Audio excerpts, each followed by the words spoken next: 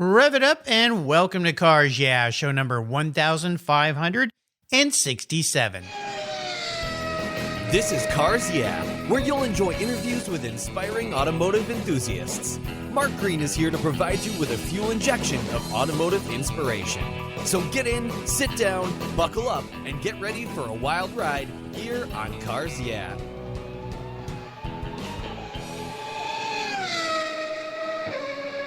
Hello, inspiring automotive enthusiasts, and welcome to Cars Yeah. I'm revved up and so excited to share with you today a very special guest calling in from New York, Mount Vernon, New York. His name is Henry May.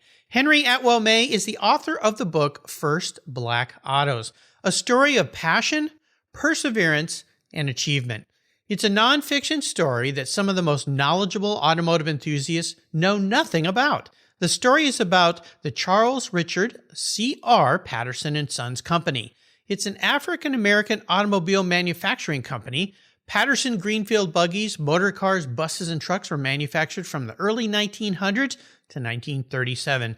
Henry was born in New York during the Great Depression. He's an Army veteran, thank you for your service, and he had a very successful 35-year career in education. In addition to being an author, Henry is a board member of the Audubon Society of New York State and a board member of the Bronx River Sound Shore Audubon Society chapter in Westchester. We're going to be back in a minute to learn a lot more about Henry and this fascinating story. Actually, it involves his family, but first a word from our valued sponsors that make Cars Yeah possible. So sit tight and we'll be right back. When it comes to your vehicles, things can get a little messy. Rain, snow, salt, mud, dirt, and everything Mother Nature comes up with can hurt the finish of your vehicles, both inside and out, like that bird on the branch up above your car. I'm not worried though, because I've used Covercraft products on my ride since 1975. That's right, since 1975. Today, Covercraft offers you a total solution for vehicle protection. They make the best fitting, finest made car covers in the world and offer a wide variety of materials, colors, and options that protect your paint and the interior, whether your car is inside or outside. Plus, they keep your car cool when it's parked in the sun. Live where it's really sunny all the time? Lucky. Covercraft covers and sunscreens are the best. If you've got pets, messy kids, messy in-laws, just plain messy friends, Covercraft seat covers are the perfect fit and perfect solution for keeping your seats looking new. They're easy on, easy off, and they're easy to wash too. And don't forget Covercraft's custom fit floor mats and trunk liners. Plus, they're very handy seat back organizers. They are must-haves for all your vehicles. Your car, your truck, your van, or whatever you drive will say thank you. And I've got a deal for you. If you use the code YEAH120, that's YEAH120, at covercraft.com, you can get 10% off your Covercraft order. Just go to covercraft.com, check out all the products they have to protect your vehicles, use the code YEAH120 at checkout, and get that 10% discount. That's covercraft.com and use YEAH120 at checkout. Covercraft, they've got you covered. Kevin Buckler is a winning racer and team owner of the Racers Group. He has over 100 professional wins, multiple wins at the 24 Hour of Daytona, and a win at Le Mans. Kevin realized the racing world is about the people and founded Adobe Road Winery. He and his team have created a winning combination with the Racing Series, 4 ultra-premium red wine blends that are in a class of their own with a racing twist. Just like in racing, these wines comprise of art, precision, engineering, science, superb taste, all blended together with a whole lot of fun. There are 4 carefully crafted blends with race-inspired names: Redline, Apex, Shift, and the 24. When you purchase all 4, you get the entire lineup in a beautifully designed gift box. There's a printed description of the blends inside the box lid, and every bottle is parked in a protective, die-cut placeholder. The bottles feature 3-dimensional labels, and I promise you'll want to keep them after enjoying these delicious wines. The box is so cool, you'll want to keep it too. The Racing Series is a killer gift for the automotive enthusiasts in your life, and I have a deal for you. If you use the code CARSYEAH, all one word, all caps, at checkout, you'll get $10 off any purchase of wine from the Racing Series. Your wine ships promptly and arrives quickly. Use the code CARSYEAH at checkout for $10 off on your purchase today. There's always a seat at the table for excellence with the Racing Series. Go to adoberoadwines.com and use the code CARSYEAH today to get your deal. Cheers. Hey, Henry, welcome to Cars Yeah, my friend. Are you buckled up and ready for a fun ride? Oh, yeah, I certainly am. But thank you for calling. Well, absolutely. You know, I always like to start this journey together with my guests by asking you, what's one little thing that most people don't know about Henry May? Oh, boy. Well, a lot of people don't know that at one time I did play basketball. Uh-huh. They look at me and they say, wow, he's tall.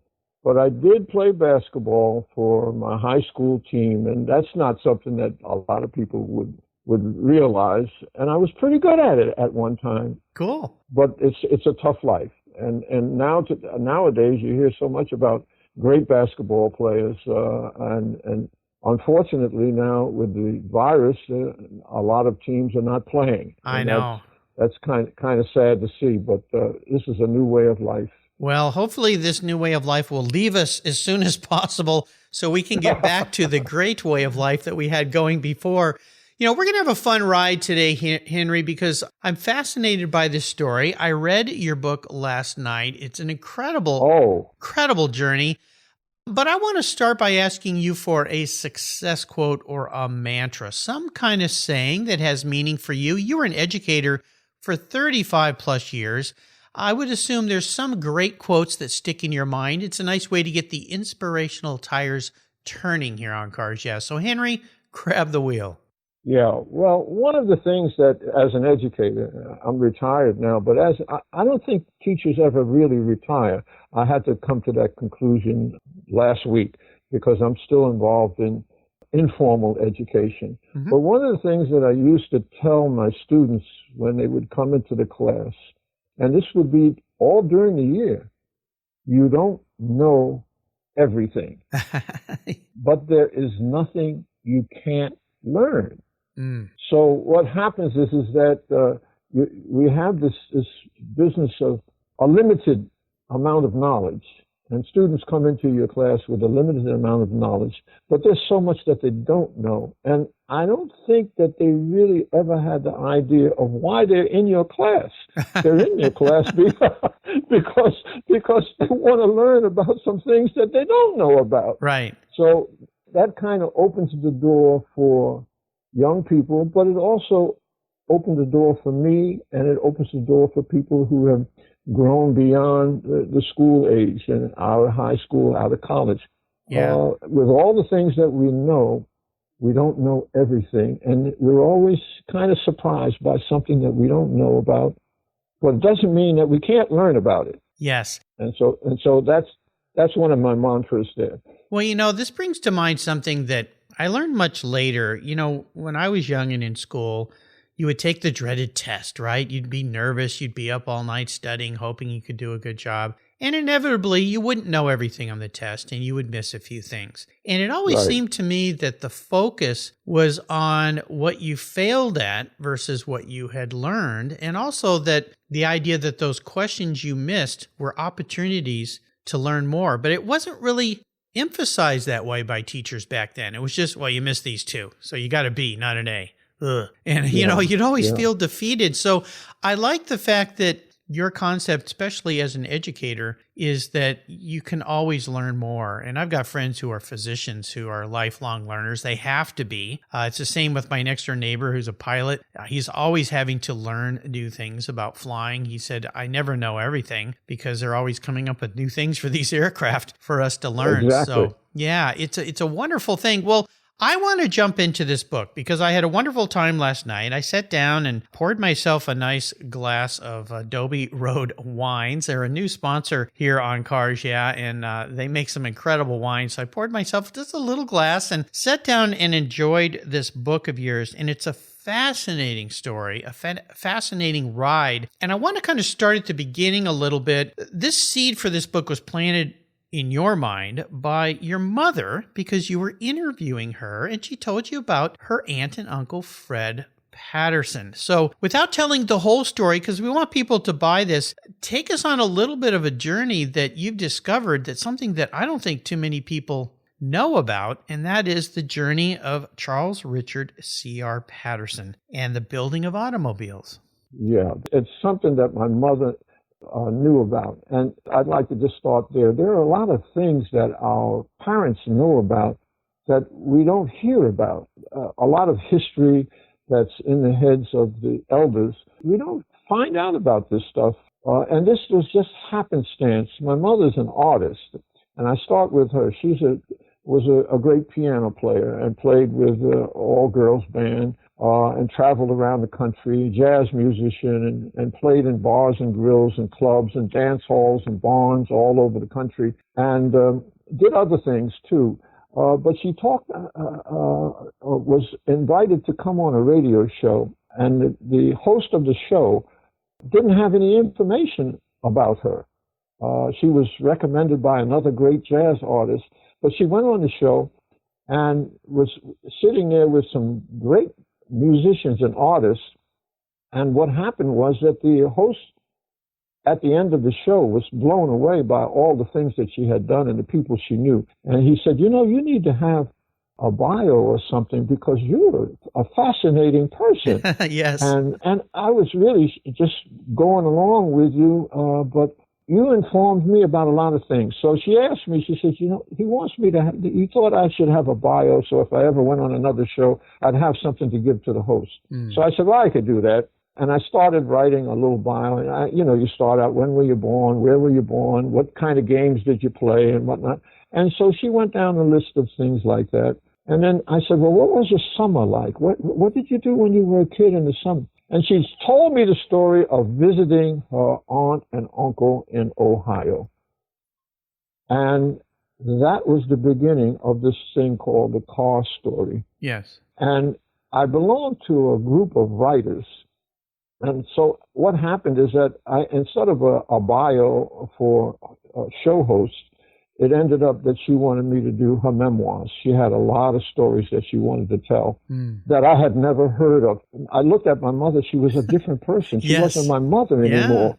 You begin to realize that she had love affairs before she married my father. And I'm saying, oh, my God. You're learning things like that. Yeah. And that she did have a childhood, and that her father and mother loved her as much as she, a different orientation, a different perspective. Yes. And here I am copying down all these stories that she's telling me. And she's telling me the story of her playing with her cousins around some factory in Ohio. And it didn't register with me. And so I'm reading in front of my writers group. And they're the ones that critique your stuff. And if it's not well written, they'll tell you. And their only reason, and they can be brutal because they want you to write good stuff. Right. They don't want you to write some trash. So you think I'm doing a great job. And they stop me in the middle of, and they don't usually do that. They don't usually stop you. They let you finish the piece that you're reciting and reading to them. And they stopped me and said, are you telling us that somebody in your family, a distant relative, had a car manufacturing company in Ohio? Yeah, amazing. And then it dawned on me that, hey. I guess I did. But all of these people are well-read. They read a lot.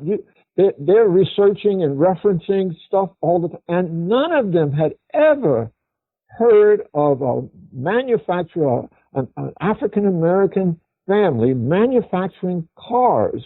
Yeah. None of them. Yeah. And they said, well, forget about your mother's memoirs forget about your mom. Let's talk about your uncle. We want to hear about this piece of history. That's the way they looked at it. Yeah. That nobody knows anything about. So that's how it got started, Mark. Wow. And referencing the material, getting the material, visiting Ohio has been a journey for me. And I never expected that would be something that I would end up doing. And I've met people in different places, and and seen things that I would not have normally seen relative to cars, relative to transportation, if it hadn't been for trying to get information about this book. And it has been a trip. Yeah, a trip indeed. Well, let's segue into my next question here, because I want to plant a little thought in the listener's minds. This is a story about Charles Richard Patterson, who actually ran away from a plantation as a slave, ran away, found his way north, started his own business with tools that he carried on this journey, started helping people fix buggies and so forth, that evolved into this story. And that's all I'm going to share right now, because I don't want to give away too much. But I want to ask you this, Henry. Okay. As you started to research this, what was the biggest challenge that you faced? Oh, well, the challenge is my ignorance. You don't even know what. That's all of our challenge. We all have that challenge, Henry. you don't know what question to ask, and so you stumble around and if you let people know what it is that you're looking for, some of them can point you in the right direction, and this is true throughout life. So I'm learning from just the quest for information, and I stumbled over some stuff, and I'm saying, well, wait a minute, I have a cousin that lives in Dayton, Ohio, who was a distant cousin who was married to she's a member of the family. I need to visit her since I'm going to be out that way. And she pointed me in the direction and told me where to go and that kind of thing. And I was able to gather information along the way like that. But, if you let people know what it is that you are trying to do, they will lead you in the right direction if they have any information. If not, they'll tell you, well, gee, I don't know anything about that either. Yeah. And come to find out that so many people, there were bits and pieces of information all scattered all over the place, because this is history, and it did happen. It did happen. So it's not something that's hidden away. It's something that happened, but it was maybe insignificant. Somebody, he used to do this over there. Oh yeah, I remember him, and that kind of thing. But when you put it all together in a book, and that's the difficult part of writing a book, is that you have to get the sequence fairly correct. Right. This happened, and this led up to this, and then people can see, wow, what a journey that is. But for me to have to do all of that has really been an exciting part of my life. I really, I've enjoyed it, and I'm so glad that I was able to do it. A lot of people are unable to do that. Absolutely. One of the things that stood out to me about your relative, Charles Richard, or CR as he was known, Patterson, is this was a man who overcame so many obstacles and challenges. I mean, I don't think there's many people today that can imagine being a slave, much less then running away. You leave your family, you leave your friends, even though maybe it was a dire situation, and you run north. You have no idea where you're going. You just run through the forest. You hide all the time. You're afraid you're being hunted. He swam across a huge river with a bag of metal tools on his back so that he could keep his tools, because he knew he had to work. And here's one of the great parts of this story that I loved. He had developed this buggy company that evolved into an automobile manufacturing company, and he was getting parts from different suppliers, just like car manufacturers do today. And then a guy named Henry Ford comes along, buys the railway that was delivering, the tracks were delivering parts to CR, and says, I don't want any competition from that guy named Charles Richard. And all of a sudden he had to be very innovative again and figure out a way to get those parts to his factory. And by golly, the guy figured it out. It's an incredible story. Yeah.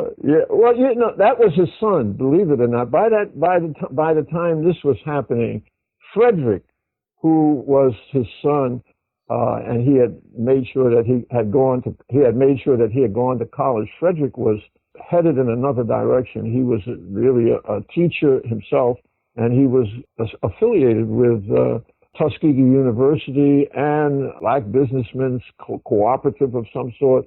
But then he realized, wait a minute, we have a family business. I need to go back and work with my dad on that. And so he was the one that moved it forward. And then his son moved it forward. And so the book is really a story of the three generations that were involved in this car company, bus company. And it's a quick read.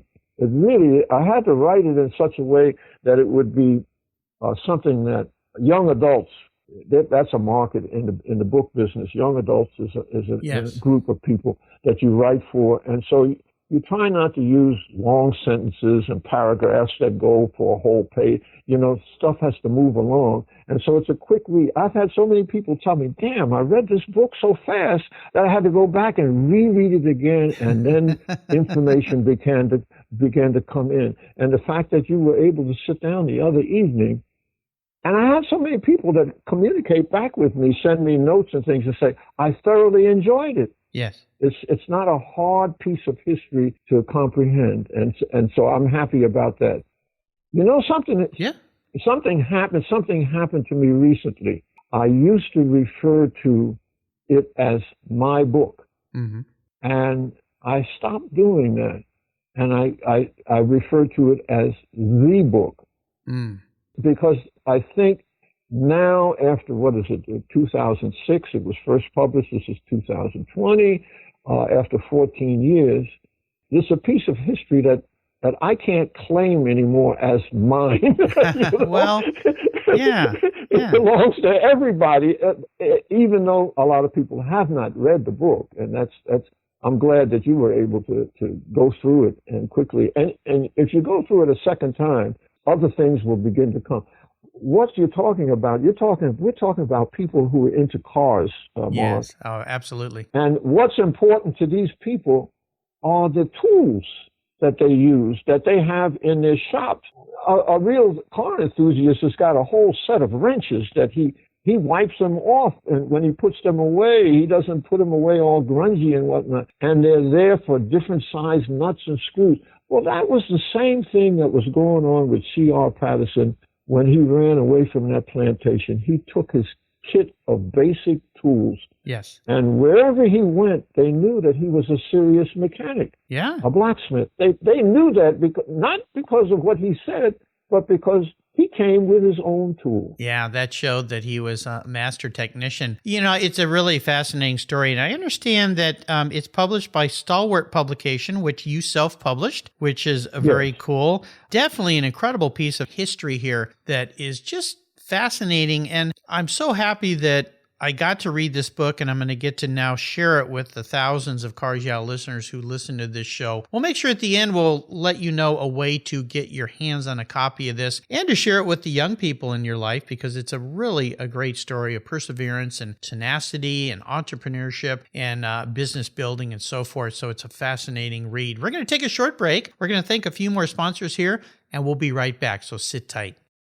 If you're listening to Cars Yeah, you've probably spent some time working on your favorite ride. But how confident are you working on your finances? You may be able to rebuild a fuel injection system, but can you decipher the details of a mutual fund? If you're like me, investments, insurance, annuities, budgeting, and other financial concepts may seem a bit daunting, but what if I told you there's a book that describes these subjects and more in an easy-to-read and a very humorous way? My friend Chris Kimball, CFP, a longtime sponsor and past guest here on Cars Yeah, has written that book, and it's titled The Saga of Ike and Penny, a couple's humorous journey through the confusing world of finance. It's a fun look at things you need to know, everything from investing to effective ways to get rid of credit card debt, and it's probably the only book on finance with a VMAX on the front cover and a classic Mini Cooper on the back. The book's available at Amazon for just $10, and this book will dramatically improve the direction of your financial future. I gave copies to each of my children. All securities are through Money Concepts Capital Corp. Christopher Kimball Financial Services is not affiliated with Money Concepts Capital Corp. Get your copy, The Saga of Ike and Penny, today. My favorite collector car magazine is Keith Martin's Sports Car Market. I've been a subscriber for decades. Sports Car Market is the Wall Street Journal for enthusiasts and collectors. It's your monthly must-read, whether you dream of owning a collector car, maybe you have two, or maybe you've got 200. Sports Car Market has been around for 31 years, and it's filled with valuable articles, intelligent write-ups, and the latest auction sales. Go to sportscarmarket.com and subscribe today. And don't miss my weekly podcast with Keith Martin titled Buy, Sell, Hold. It's the essence of collecting. We talk to the movers and shakers in the collector car world. Here's a couple deals I have for you just for listening here on Cars Yeah. If you use the checkout code Cars Yeah, you'll receive a 50% discount on your digital subscription at Sports Car Market. That's an exclusive offer from Cars Yeah. And guess what? Here's another deal. If you'd like to get the actual magazine, use the code BSH for Buy, Sell, Hold. That's code BSH, and you'll get $10 off your annual print subscription. That's right, $10 off. Both of these are exclusive offers here at Cars Yeah for Sports Car Market magazine. Just go to sportscarmarket.com and get your deals today. All right, Henry, we're back, and I'd love for you to share a little bit about yourself here. I know that you have an old British car tucked away in a garage that you and I were chatting the other day on the phone, and I said, you need to get that out and enjoy that a little bit. So tell me a little bit about what instigated your passion for automobiles in your life, and you can share a little bit, we'll segue into that, about this old British car that's tucked away in a garage that needs to see the sunlight. Okay. For some people, cars or automotive devices, forms of transportation were in their life right from the day that they were born. But I'm a city guy. I was born in New York City, right in the heart of Harlem. And nobody that I knew, the guys that I played with, and had a car. Mm-hmm. We all traveled on buses. We traveled on the subway. We traveled on taxi cabs. If that was a special thing, if you got a taxi cab and went somewhere. And as youngsters, we had bikes. But families didn't have cars. It wasn't necessary in the city. And I can remember my grandmother coming to visit us from Philadelphia, and she drove a car, a Ford coupe, and it had rumble seats in the back. And we were so thrilled, and everybody in the neighborhood was looking at me like I was a champion the time that she came, because we were riding in this rumble seat in the back of my grandmother's car. Wow. And that was the first car that I remember in the family. My grandfather, when he was working at Tuskegee, he was a part of the staff when they first got started. He broke his arm with a Ford, cranking this car, and it was a kickback. Oh, and yeah. the crank hit his arm. And I can remember that there were people in my neighborhood that had cars that didn't have a starter. So the evolution of they had to get in the front and whip that thing around. Yeah. And some people were experts at it. Other people weren't so good at avoiding the handle if it was to kick back. Yeah. But for me, getting into the car business, my first introduction to driving something was when I was in the Army. And I was involved with a depot in Korea.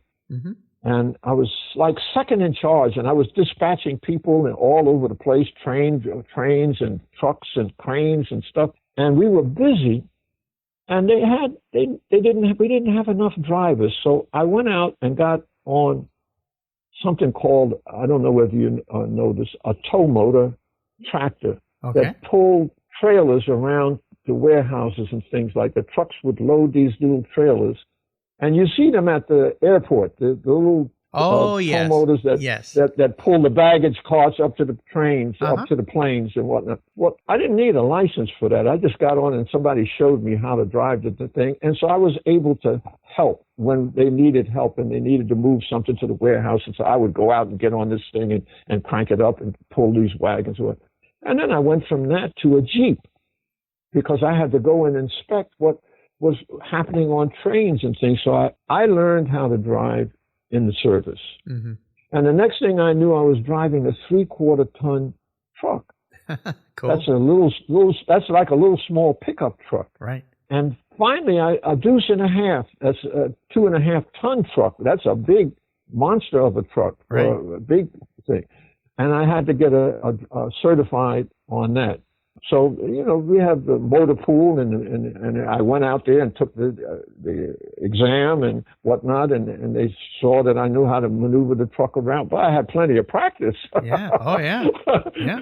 And then before I came back to the United States, I said, wait a minute, I'm going to have to work when I get back to the city. I need to learn how to operate a crane. Okay. There was a little 25-foot boom crane on a wharf. And this was at a time when we were loading barges to get rid of all this military equipment that had been delivered to Korea. Mm-hmm. And we were withdrawing. The peace treaty had been signed and on the whole thing. And so there I am operating this crane. And I said, I need to be certified on this thing. And so I went to the motor pool, and they made me go through exercises and whatnot. And because I had a background in industrial arts and that whole area, I understood about what they call the whole business of balance and levers, physics. Yeah. I knew that you can't pick up a big load and have your boom extended way out. No, you're going to tip that crane over. You become a Facebook page of a disaster happening. Yeah, we can see a lot of those out there. Yeah. So that was my introduction to the whole world of driving things. Now, when I came back to the city, I was certified as a truck driver and a crane operator, military certification. Yeah. And my first car was a Mercury. That my father passed away, and he had a Mercury, and my mother gave it to me because she couldn't drive, and that was my What year first was that, car. Mark? Oh, that was 1950. He got it. He had it when I went into the service, so he must have had it in late 40s. Okay. 1948, 1949. Mercury passenger car, and that was the first car that he had ever had. And so my mother gave it to me when he passed away. And I drove it around. It had a strange kind of vacuum system on the windshield wipers. And I didn't like that because when you step down on the gas, the windshield wipers would slow down and sometimes they would stop. Oh, no. in the rain and in the snow, you want your windshield wipers to be going. But these windshield wipers were connected to the vacuum system on the engine. And so when you stepped on the gas, the engine was taking up the vacuum and the windshield wipers would slow down. Somebody didn't think that through. Yeah. And then after that, I went into Volvos. That car had given good service, and I went into Volvos, and I loved Volvos. They were economical. Mm-hmm. And people in my neighborhood would say, why would you buy a little small car? So size had something they weren't thinking about the economy. On that Volvo, I was getting 28 to 30 miles a gallon. There you go. And they had these big, what I call living rooms on wheels, with the couch seats inside and these huge cars. And if they got 14 miles to the gallon, they were doing well in these Lincolns and these large cars. And here I am, tall as I am, driving this little Volvo. And so they began to see, well, wait a minute, he's getting twice as much mileage for a gallon of gas as I am in this big car. Yeah. And so they stopped bothering me. But I realized that this automotive, the engineering that was going into cars because of the fuel problems that we had in the United States. In the 70s, the gas crisis. Yes, at that time, the gas was, there were times when there was no gas. Right. Yeah. Young people today have no idea that actually. No idea. Yeah. Well, that's part of the history. So I went from the Volvo, and one of the mechanics that I had servicing my Volvo, he had a Jaguar in his garage, and he said, "Would you like that?"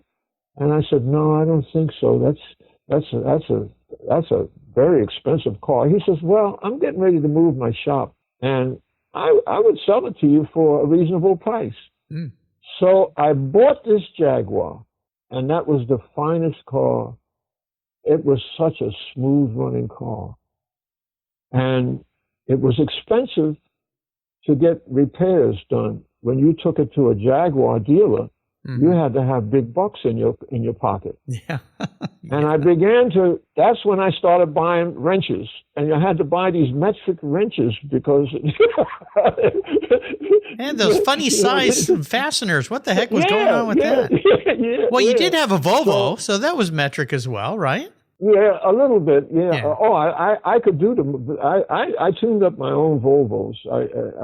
I did a good job with the Volvos, but the Jaguar was a test, and everything was metric, and everything was so finely measured. Yeah. And they had spaces that would have to go in so many meters. And I'm saying, oh my God, I need a mechanic, a book. Yeah. I ordered this book from Jaguar. It was the size of a telephone book. The complexities of the British motor car. Yes. Yeah, with all these beautiful little diagrams of what this part would do, what that part would do. And many a night I'd be laying on the floor up underneath my Jaguar, putting in something or taking something out. But I had the book, and the Jaguar's been going for a long time, but I still got the book. Well, of course. Do you remember what model was that Jaguar? It was a 4.1 sedan, and it had a Bosch carburetors in there, and it had an extra carburetor that you had to turn on with a button on the console in order to start it. And a lot of people, I never had to worry about somebody maybe trying to steal that Jaguar, because I said, if they don't know that you got to put that extra carburetor into play, they'll never get it started. Well, yeah, exactly. The life of British car ownership. Well, here's a very introspective question for you, Henry. Okay. If you woke up tomorrow and you were a vehicle, you were actually manifest as a vehicle, not what you want to be, but how you perceive yourself as a vehicle, what would you be and why? Well, there was a guy, unfortunately, he wasn't able to bring it off, who was, I think he was in Ireland. DeLorean. Oh, DeLorean. Of course. Yes. I would love to have had one of those. And I think they were aluminum. So there was, if you live in New York City with the salt and the rain and everything else, especially during the winter months, you want a vehicle that's going to be able to withstand the corrosion that would be caused by the salt and the rain. I would have loved to have had a DeLorean, because you could custom fit it. And basically that's what, when I think about it, that's what Patterson was doing with his vehicles. You could custom fit the DeLorean with whatever seats you wanted in it, what kind of engine you wanted in the body, and transmission and wheel size and suspension. All those things were custom. I don't think they had a specific thing from their factory. And he was involved with some drugs or something of the sort, trying to support this company. What you need to do is listen to a guest of mine who is a past guest here on Cars Yeah. Now he's one of your alumni here at Cars Yeah. His name is Barry Wills, and he wrote a book titled John Z., The DeLorean and Me, Tales from an Insider. He was with John DeLorean from the very beginning when they started the factory. Wow. And they started to build those cars all the way through the crisis and then the drug deals that he did. And he was literally the guy who liquidated the factory and shut the lights out and walked out the door at the end. Yeah, it's a fascinating read. I'll make sure I put a link to that on Henry's show notes page for all you listeners to find. It's a fascinating book, a real insider's story. So you'll have to get your hands on one of those, Henry, and make sure that you can read all about it. All right, we're entering what I call the last lap. I'm going to fire off a series of questions and have you give me some very quick, kind of one-sentence answers here as we move through this. So here we go. What's one of your personal habits that you believe has contributed to your many successes in life? I had to learn this somewhere along the line, but I look and listen a lot now. I didn't used to do that. What I'm trying to do is read body language. If it's a person, if it's a situation, I try to look at the circumstances, and then I try to listen. And I guess this is part of my makeup and effort on my part to learn. Yes. So, and it goes back to the original mantra that I had: is there a lot of things that you don't know, but there's hardly anything that you can't learn. So by looking and listening, you can learn something about what is happening and who's making it happen. And if it's valuable, then it's something that you're going to want to be a part of continually. So that's the way it goes. A great book by Stephen Covey, The 7 Habits of Highly Effective People, and habit number 5, my favorite. My listeners have heard this before. First, listen to understand, then speak to be understood. So it applies very well to your comments. Now, how about if I could arrange for you to sit down and have a drink or a meal with anyone in the automotive industry, living or deceased? I'm silly to even ask this question of you, Henry. Who would you like to sit down and talk to? Oh, boy. It's got to be Charles Richard C.R. Patterson. Come on. Well, yeah, I would like to sit down and talk with him. When you do a research on a person, you actually get to know that person pretty intimately. Mm-hmm. So they're not a mystery. They're not a mystery anymore. And I have a deep respect and a sense of who he was. There are stories that I know he could tell about how he acquired his skills and how and that kind of thing. The person that I would like to sit down and talk with, though, if I could sit down and talk with them, would be my grandfather. Mm. He was a very important person in the family and traveled all around the country. He was involved with a lot. He was a presidential advisor at one time. Wow. And so there are things that he could tell me about life and about his life that I would appreciate. He helped me a lot also, when I was a youngster. Yeah. And I remember cursing out a teacher because they kept bothering me. Uh-oh. And so he sat down with me one day and said, and what did you tell that teacher? And I told him all the different things that teacher could do to give me great gratification. And he said, and how did the teacher feel about that? I don't think she liked it. Yeah, I guess not. He said, well, I'm going to tell you something. The teacher is being paid to bother you. That's funny. When she's not bothering you, that means that she's not doing her job. There you go. You changed your perspective. Yeah, now you have to write a note to her, apologizing for all the things that you said, and a note that would express your appreciation for the fact that she was bothering you. And so he turned the whole thing around where I was really the culprit and the teacher was the heroine. Well, of course. And I had to sit up that day and that night and write this note and apologize to this lady. And she became one of the greatest teachers I had. There you go. After that. Yeah.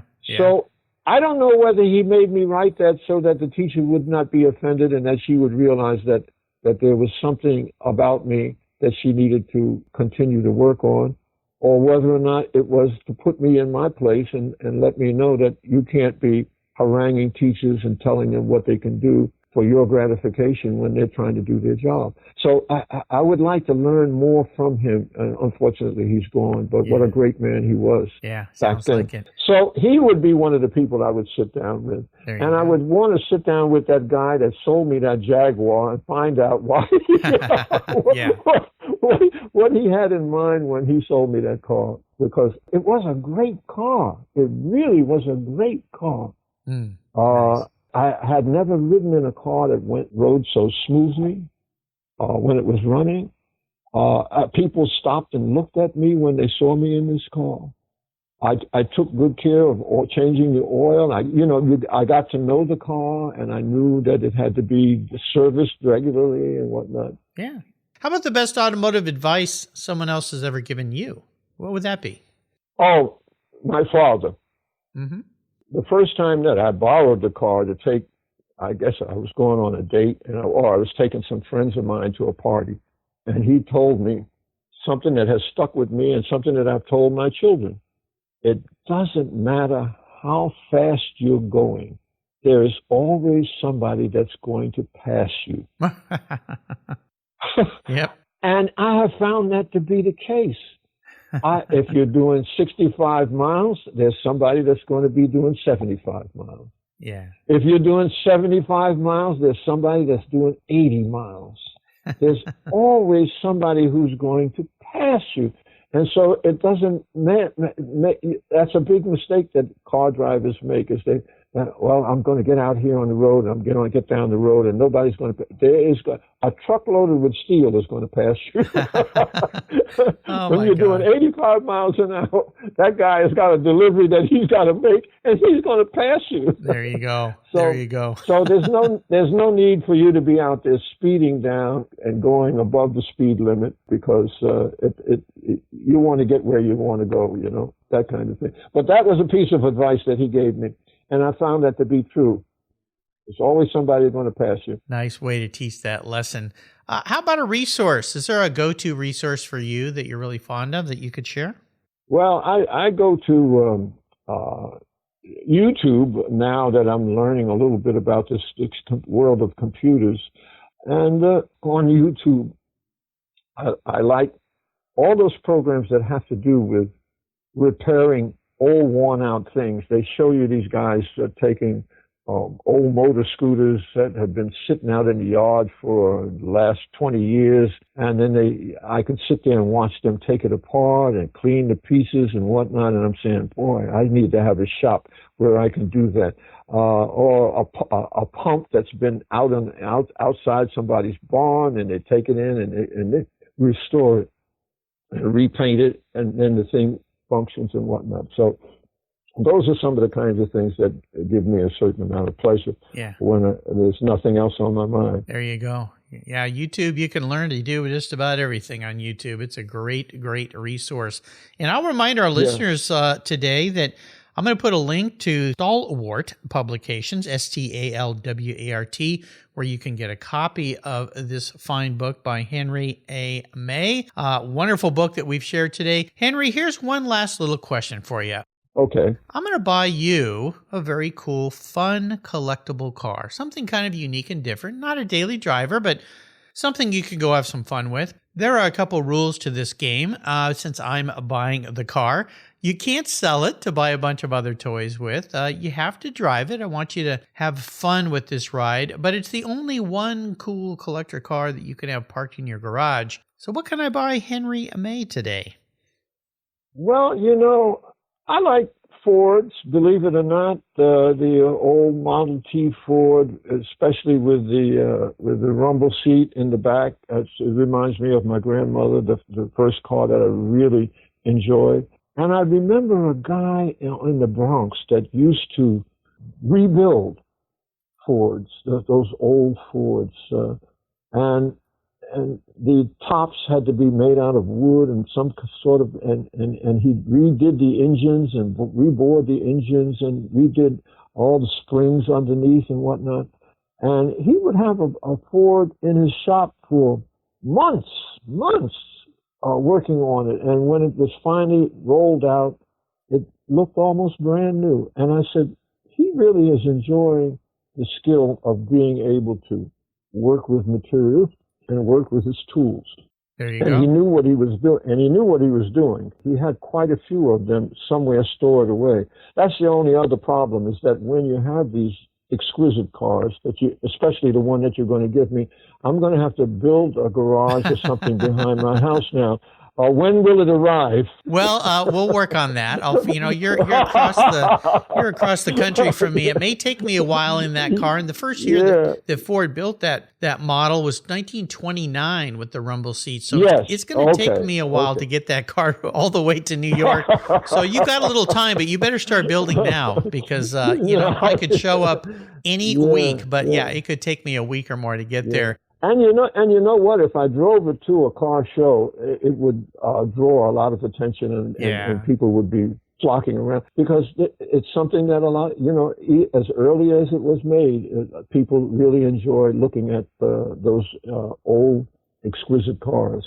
Absolutely. Henry, you've taken us on a great journey today. This has been really fun. I really enjoyed your stories. And I want to do a shout out to Mary Kay Cetriano. She's a past guest here on Cars Yeah. She's the executive director at the Malcolm Prey Achievement Center. She introduced me to Henry. So thank you, Mary Kay, for this kind introduction. I had a wonderful time talking with you today. Before I let you go, I want you to offer our listeners one little piece of wisdom or guidance before you drive off into the sunset in that 1929 Ford Model Roadster with a rumble seat in the back.